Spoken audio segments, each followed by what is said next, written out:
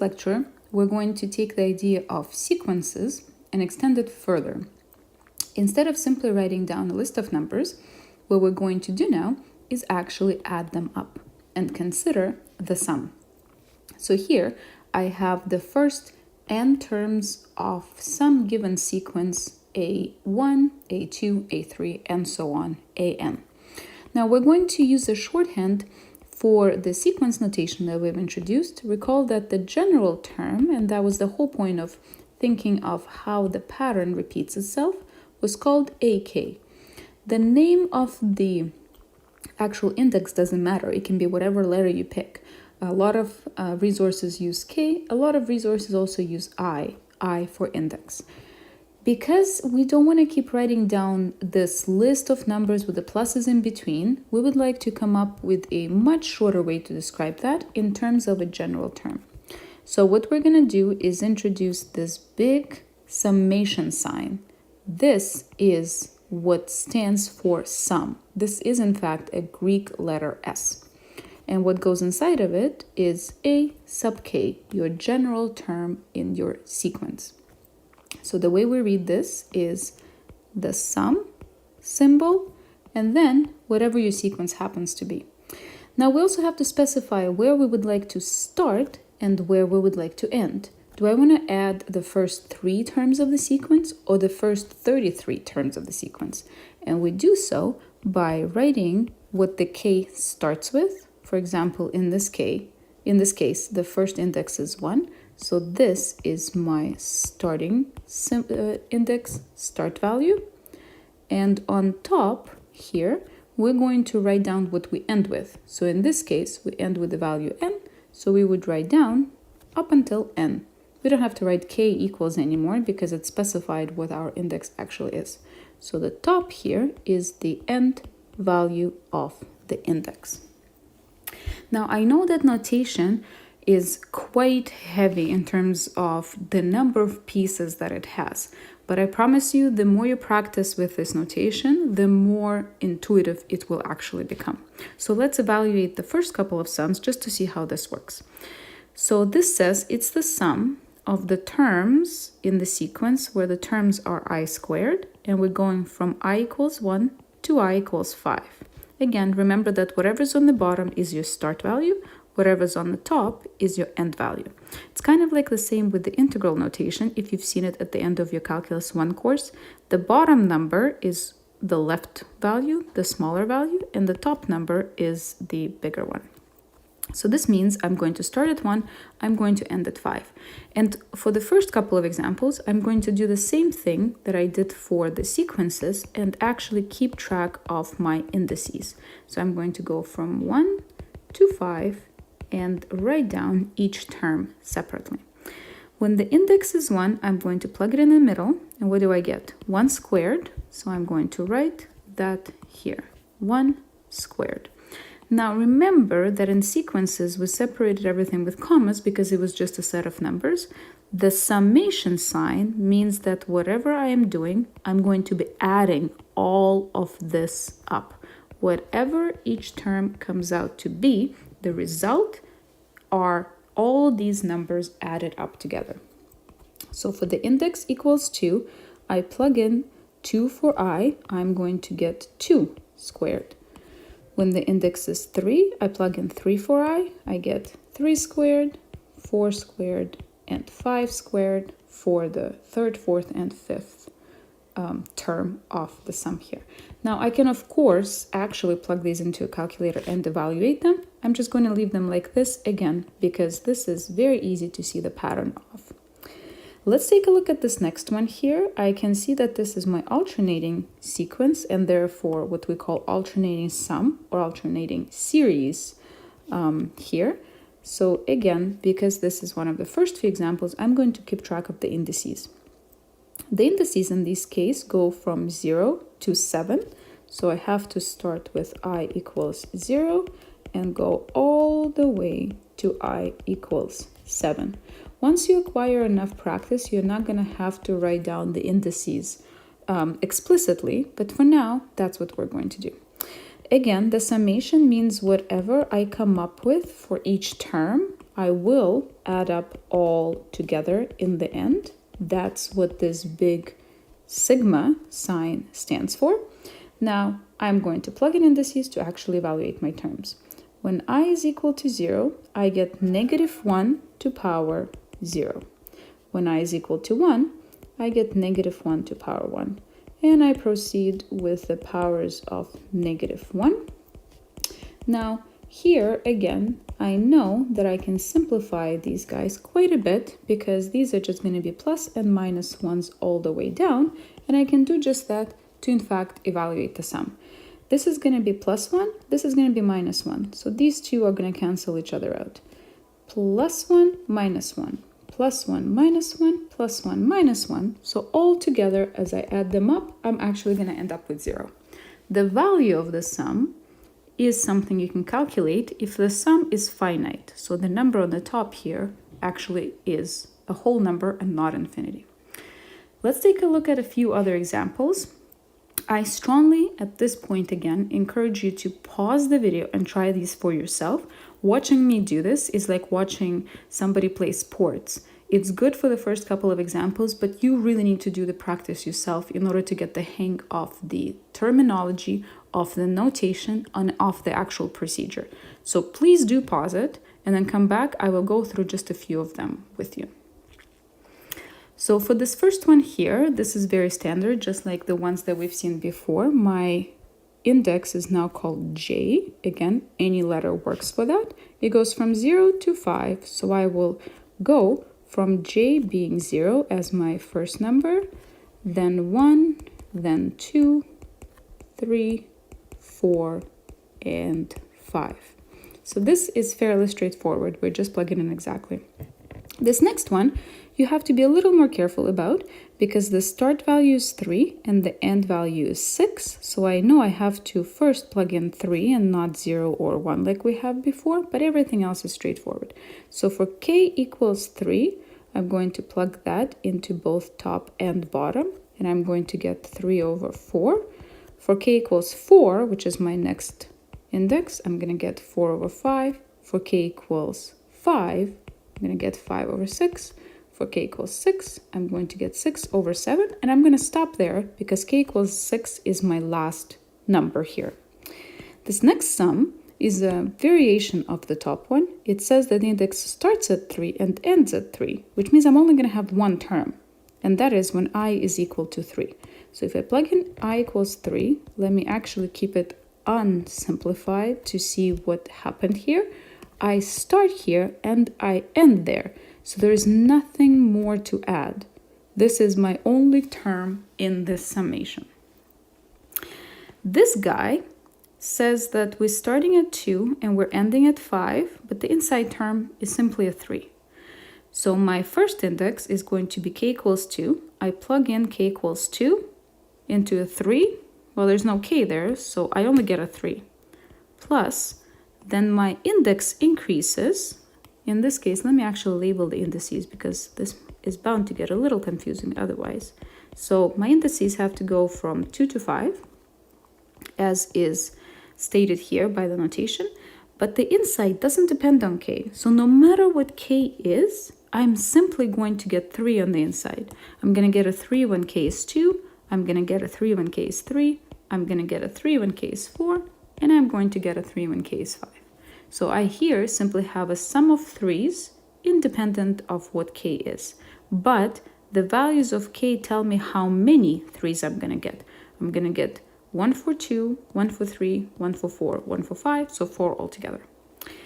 This sum is not hard to plug things into, but is actually interesting how it works out. So let's take a look at that. When the index is 1, I plug in 1 here, and notice that this is my only sum that goes all the way to n and not to some fixed smaller, let's say, number. When the index is 1, I plug it in, I'm going to get square root of 1 plus 1, so square root of 2 minus square root of 1. This is what we get when I is equal to 1. When I is equal to 2, my index is 2, I plug in 2 in for I, I'm going to get square root of 3 minus square root of 2. So this is my next index term, but there's actually two terms there, root 3, root 2. Now let's plug in a couple more. Let's say I plug in I equals 3. What am I gonna get? I plug in 3 here. I notice that I get square root of 4, which I'm not gonna simplify in order to still see the pattern, and square root of 3. So altogether, square root of 4 minus square root of 3, and so on. Now, I'm not going to go on forever. I'm actually only going to go up until n.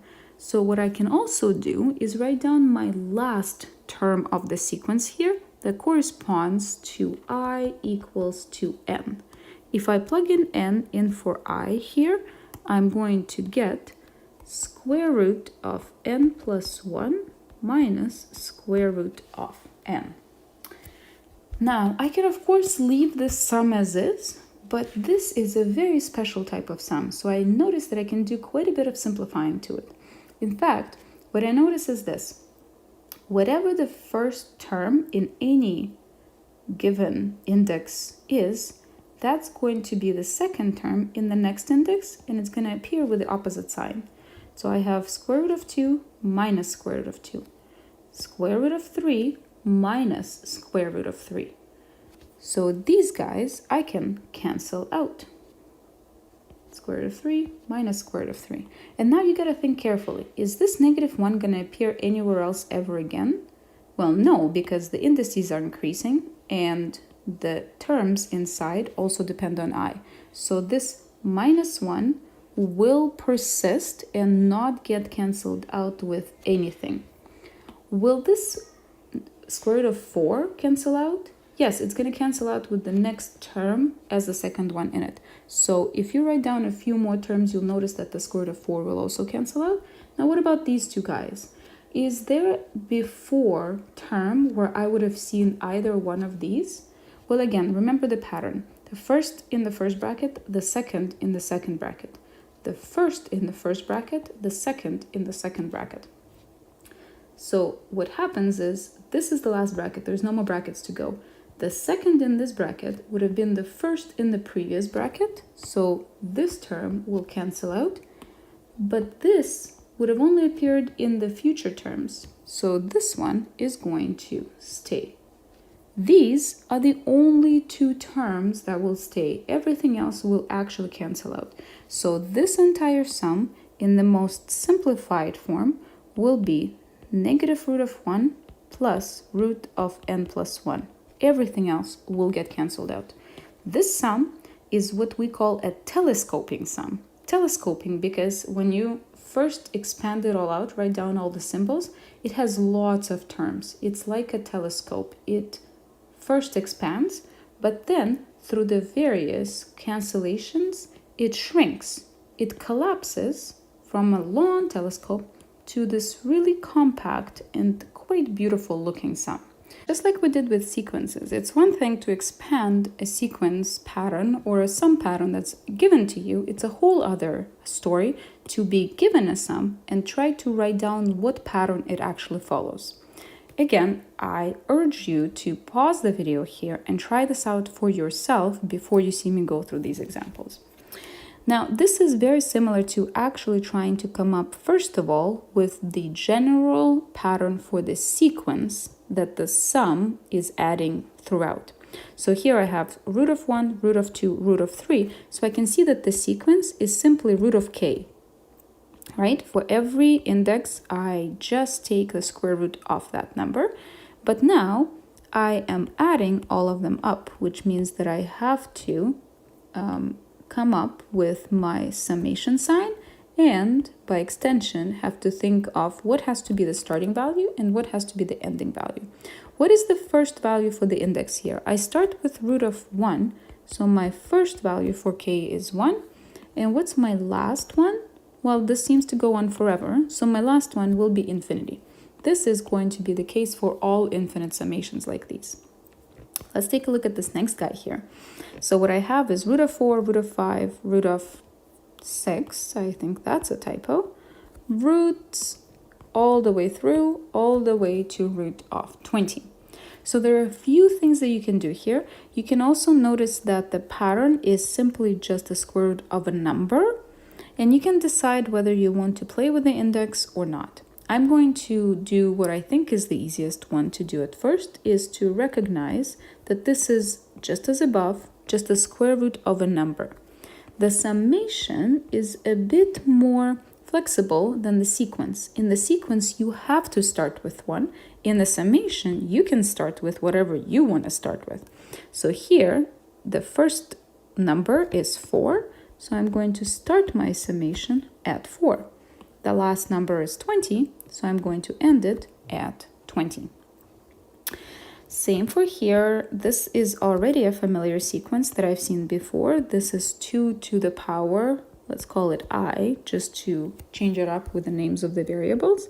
And I'm going to be adding all of these up, starting with 2. This is 2 to the power 1, so the first value of my I here is 1, and it goes toward infinity with the dot, dot, dot. What about this sum? 3, 6, 9, 12. Well, I can see that the pattern is to add a 3, but how am I going to write the general term of adding a 3? This one is actually something that we can first simplify a little bit and then think about. What I can notice is because I'm adding a 3 every time, the numbers that are resulting are always a multiple of 3. So what happens if I factor 3 out from this entire sum forever? If I take 3 out, what's left of this term is going to be a 1. If I take 3 out of 6, what's left is going to be a 2. If I take 3 out of 9, what's left is going to be a 3, a 4 for 12, and so on. And what I notice is that this is something that's much simpler looking that I can replicate. So I have a 3 out in the front, and then this pattern is what creates a sum. So it's going to be a sum, and the terms are just the indices themselves. So let's call them I. They start at 1, they go on forever. Okay, some patterns are easier to do once you have modified the original sum that's given.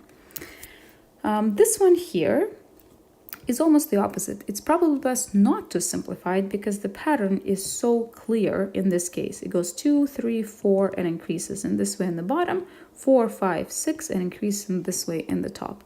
So if I go with the sum, then I can notice that my pattern is the bottom is always 2 more than the top. So I can say this is k divided by k plus 2. And my first value for k is 2. That's my first available numerator. And my last value for k is infinity, because this goes on forever. For this last sum, this is our first example of alternating sum, and we've seen alternating series, so this, sequences, so this is an important extension of those. What I have is the pattern itself is fairly simple. 1, 2, 3, 4, 5, 6, and so on. So I know I'm going to have a sum of the indices k, except for I'm going to multiply it by the -1 to some power in order to introduce this plus minus pattern. Now the power, this is something you're going to have to play with. And in this case, it works out that the pattern has to be k plus 1. It's shifted a little bit. If you actually just do the power of k, you'll end up with the opposite signs. You'll end up with minus, plus, minus, plus, minus, plus, and so on. So you got to be careful about that. But in this summation, k can go from 1 all the way to infinity. Now, as I mentioned, I think when we first did this example, is that sums are actually quite flexible in terms of how you introduce the indices. As opposed to sequences, you can start the index at any convenient number. This means that we can also, what we call massaging the sums, we can try to change them up using the notation of the summation. So let's go through these two very standard techniques of rewriting sums in slightly different looking form. First of all is to separate the first term. So before we write it down in the general notation, let's write out all the terms that we can, or enough terms that we care for, of this actual summation. If I plug the index in, the first index is 0, so I'm going to get 0 cubed. The next one is 1, so 1 cubed, 2 cubed, all the way to n cubed, because that is my last term. This asks to rewrite it by separating the first term. That means that I'm going to leave this term out and try to create a formula for the remaining summation. So I will rewrite 0 cubed as itself, and I will try to put this together in a summation form, the exact same way I've done examples on the previous slide. So what do we have here? I still have that the pattern is a number cubed, a number cubed, a number cubed. So I know that I can say it's j cubed, even keeping the same variable name. But now this sum, which, you know what, I'm going to actually draw it out in blue to color code with my notation here. This portion of the sum starts at 1 now and ends at n. So I'm going to start this at 1 and end it at n. This is a really useful technique for some of the applications we're going to see later. I can split one term away and write it separately and keep the rest of it as a summation. When a sum is written using summation notation, we call this a closed form because it's nice and compact. We can do the exact same thing, but instead separate the last term. Once again, let me rewrite this sum, first of all, by opening it up. You don't have to do this once you're comfortable with actually working with a sum. So because I'm going to be separating the last term, what I'm actually going to do is write out the last two terms of the sum so I can see the separation. Now, I would like to rewrite this sum as a sum and keep the last term and cubed here separate. So this whole sum, again, my indices go 0, 1, 2, 3, and so on. So I know that I'm able to keep that same general pattern of something cubed, but now I have to start at 0 and I have to end at n minus 1. See how much flexibility with sums there is if I just change the starting and the ending value of it. Now, in this next one, we're kind of generalizing the idea from above and changing up the variable name. So instead of j, I would like to change the index to be called k, but also it's a slightly adjusted or shifted one. So what we have here is, in terms of k, is what my original sum is written in. K goes from 0 to n. This is the one thing I'm going to actually adjust. When k was 0 and when k was n, my sum had determined starting and ending values. I'm going to have to recompute what those values are for my new variable j. If k is 0, I plug it in, I get that j is 0 plus 1, or simply 1.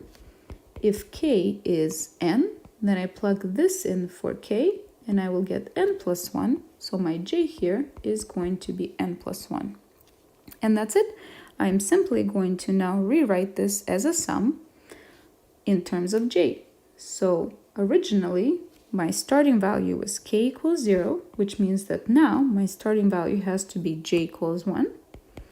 And my ending value used to be k equals n, which means that now my ending value is j equals n plus 1. What does this change, though, mean for the inside? Well, if k plus 1 is now j, that means that my entire denominator here is just j. So my entire term in the middle is now 1 over j.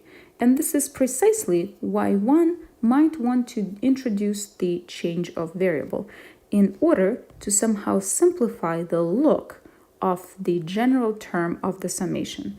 1 over j is much easier to look at than 1 over k plus 1. Now, the flexibility with sums actually extends to other things. These are the variety of properties that we can use, and we're going to take a look at a few examples of how to actually use them. Because summations are just summing things up, if my indices on two different summations are the same, then adding two different terms is the same as combining the sum altogether. This will work for plus, and this will also, in the exact same way, work if this sum has a minus in it. The other thing, and we've sort of seen this before in some shape or form, is the sum only dictates what happens to the terms that actually depend on k. If you have a constant inside the sum that does not depend on k whatsoever, this constant can be taken out of the summation altogether. And this will allow for some simplifications. So let's take a look at this first guy. One thing I should note is that in order for these properties to work, I think I've said this in the beginning, but let me emphasize this one more time. The terms, the starting and the ending terms of the corresponding sums have to also be the same. So let's take a look at these sums. I have j's from 0 to 5, j's from 0 to 5, which means I can modify and put these sums together and whatnot. The 7, so staring at this first sum a little bit closely, the 7 is a constant, so I can apply the property 2 here first and take 7 out of the sum completely. So this 7 can go outside to here, and what I'm going to get is 7 sum j equals 0 to 5 of j cubed minus the sum j equals 0 to 5 j cubed. Now, how did this help at all? You sort of have to squint at this a little bit, I think, in order to really get at the bottom of this. This summation now is exactly the same as this summation. So what I have is 7 of some object minus that same object. You can call that object whatever you want. 7 apples, although this looks more like a potato, let's say 7 apples minus an apple is how many apples? It's 6 apples. My apple is, in this case, this giant sum, but this doesn't negate laws of arithmetic that we otherwise live by. So being able to recognize this as an object in itself, and this is as the exact same one, does allow us to do similar terms on this big summation formula. Let's take a look at what happens here. Well, I have the exact same expressions, in fact, but here I no longer have matching things, so the sums are not quite the same. I have 0 to 5 on the first one and 0 to 4 on the second one. So what we're going to do here is actually simplify this first sum by splitting the last term away, just like we did on the previous slide, in order for this to become a 4 and therefore be equal to the following summation. So what am I going to do? I'm going to have the sum of 7j cubed from 0 to 4. Recall that splitting the last term means I am basically reducing the index by 1, but then the last term travels outside separately. So what I have are the first 4 terms, and the last one corresponds to j being equal to 5. So this guy has to be split up, and it's going to be 7 times 5 cubed. And then I have my second sum that I have not modified, and I don't have to because now my first one matches that. From 0 to 4. I'm going to leave this here, pull these two together in the same way that the previous exercise does in order to come up with a more compact expression for the sum. Now, this simplification is only as good as making the sums appear a little more compact. But what about actually evaluating this number? What if I were to write this all out and compute what this number represents? For some things, it's going to take a little bit of time. So what we're going to do next is talk about developing techniques that will allow us to make long, complicated-looking sums and be able to come up with a compact, efficient formula to calculate the actual final result. The reason this problem is inspiring is because, as the legend has it, it was given to an 8-year-old Carl Gauss by his teacher, a mathematics teacher, who was always annoyed at him being well ahead of the class. So she just asked him to evaluate the summation, thinking that it will keep the child busy long enough. He very quickly showed up with an answer that she then had to actually check. What he came up with is a very efficient and smart way of calculating the sum that in many ways only a child would. As we have a sum here, 1 plus 2 plus 3 plus 4 and so on, it's written in a line. But we don't have to add in a line, do we? I can add numbers in any order and still get the same sum. So this is what Gauss did. Instead of adding 1 to 2 to 3 to 4 and so on, what he noticed is that what about if we add 1 to 100? We get 101. What about if we add 2 to 99? We get 101 again. 3 and 98, 101 again. In fact, if we move in to the right from the left and to the left from the right and add numbers as we go along, the sum will always be 101. So all we have to do is pair up the next smallest number to the next biggest number, and we will be able to produce the same sum. So this sum is 101. How many times are we going to see this sum? Well, we're pairing up these numbers. So there's 100 of them all together. So this sum of 101 will appear 50 times, where this 50 is actually 100, which comes from the total number of the terms divided by 2, because we're pairing up numbers into 2's. This is exactly the formula and the process that he came up with. So the total sum was then 100 divided by 2, or 50, times 101. 50 times the sum total. This comes out to be 5,050, and this is something the teacher then had to either listen to Gauss explain the justification for or actually check by hand. The nicest thing about this logic is that this can be extended to any number. It doesn't have to be 100, it can be any n. So what we can do here is think about if we pair up the first and the last, the sum will be n plus 1. The second and second to last, we'll have to do some simplification here. 2 plus n minus 1 is still going to be n plus 1. And overall, how many of these sums are we going to get? We're going to get the total number of numbers, which is n, divided by 2, because we've paired everything off. N divided by 2 times. So overall, we're going to have n over 2 of the sums, each of the size n plus 1.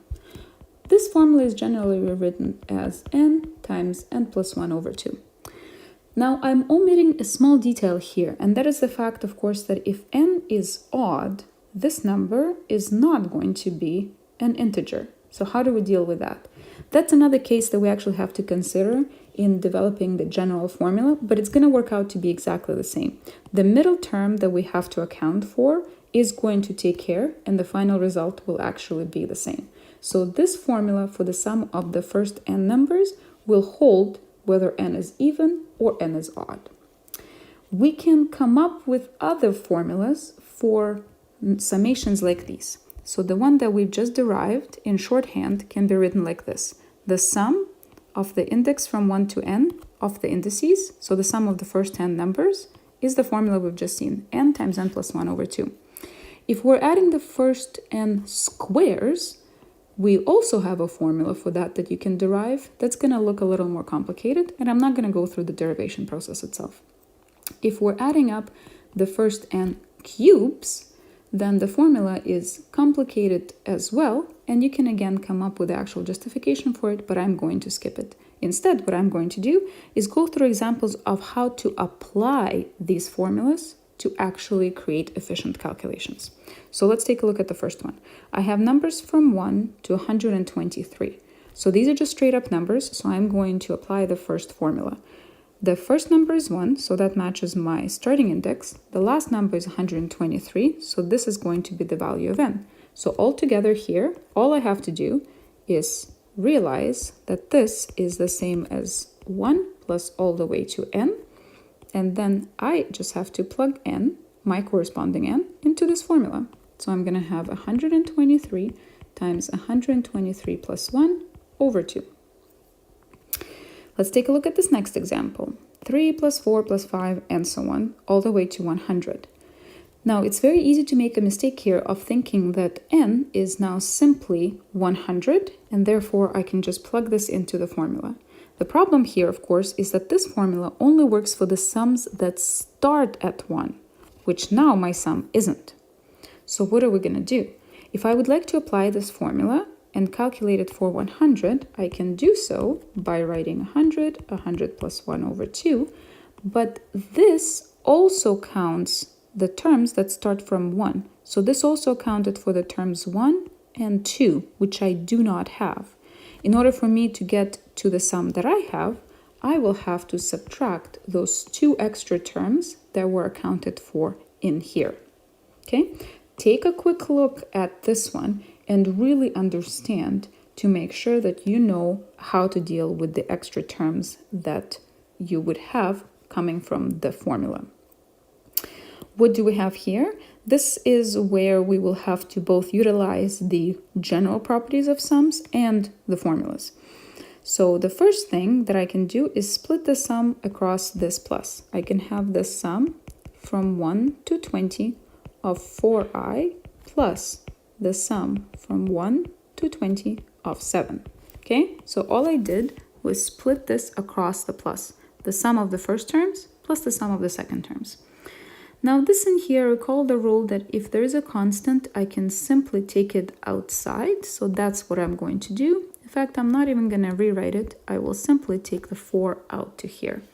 And that what I have left here now is the sum from 1 to 20 of I, which matches this formula perfectly, which means that I simply have to plug in the corresponding n, which is 20, into my formula to the right-hand side. Not forgetting the 4 that this came with, I'm going to have 4 times 20 times 21 over 2, and that's the value for the first sum. What about the second guy here? I have I from 1 to 20 of 7. Remember the example earlier where I had the summation of the 3's? The term on the inside does not depend on I, so this sum is just going to be a bunch of 7's added on top of each other. How many times are they going to be added? Well, once for each index. So once for 1, once for 2, once for 3, all the way to 20. So what this sum is going to have is 7 20 times. Now you can, of course, compute this. I'm going to leave it as a number so that you can see where I got the pattern from. Let's take a look at this next one here. This is also reminiscent of something we've already seen, where adding the 3 to each next term sort of hides the pattern for the sum. What I can do here is, first of all, factor 3 out. I'm going to then get 1 plus 2 plus 3 and so forth, all the way up until 500. And this is something I can now apply the formula to, because what I can see on the inside here is that this is simply the sum of the first 500, which means it's going to be 500 times 501 over 2, and I will simply get the factor of 3 on the outside. So altogether, I will have 3 times 500, 501 over 2. The last two summations are again of the form of number 3 here, where I have to utilize the properties of sums and then the given sums up here. So let's see what we can do with the first one. First of all, I am going to separate this with the minus. So I'm going to have the sum from 1 to 20 of I minus the sum from 1 to 20 of I squared. And now what I can see is that this summation matches this formula, and this summation matches this formula. So all I have to do is plug in the corresponding numbers of n. I have the starting value both at 1, which these do, and so now I only have to fix the number of n. The first formula will correspond to n being 20 here, so I'm going to get overall 20 times 21 over 2 plus, for the second formula, I'm going to plug in n equals 20 into here. So I'm going to have 20 times 21 times 41, because that's 2 times 20 plus 1, all divided by 6. Okay, so if we can split them up and end up with the exact expressions that correspond to our formulas, sorry, that's a minus here, then we are in good shape. Let's take a look at this one last example here. I have I cubed and 4i, but the trick here is that my sum starts at 2, whereas all the formulas start at 1. So I'm going to have to use logic similar to number 2 here to make sure I account for all the extra or missing terms. So what I can have is it starts with 2, goes to 20 of I cubed, plus, and then this 4 can also travel outside of the sum. 4, I start at 2, go to 20 of I. So now, if I want to compute the sum of I cubes, I would like to use this formula, but this formula starts at 1. So if I simply plug in the value of n I have into here, I will be accounting for the one extra term that I then have to take care of. Let's plug 20 in. So my formula tells me it's n times n plus 1 over 2 squared.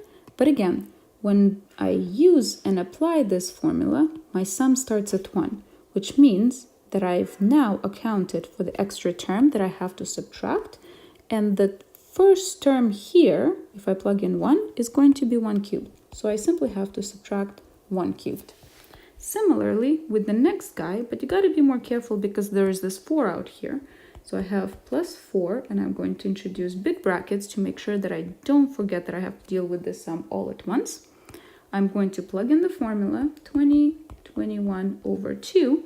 But again, in my formula, the calculations start at I equals 1. Here they start at I equals 2, which means that I accounted for this extra 1 in my calculations.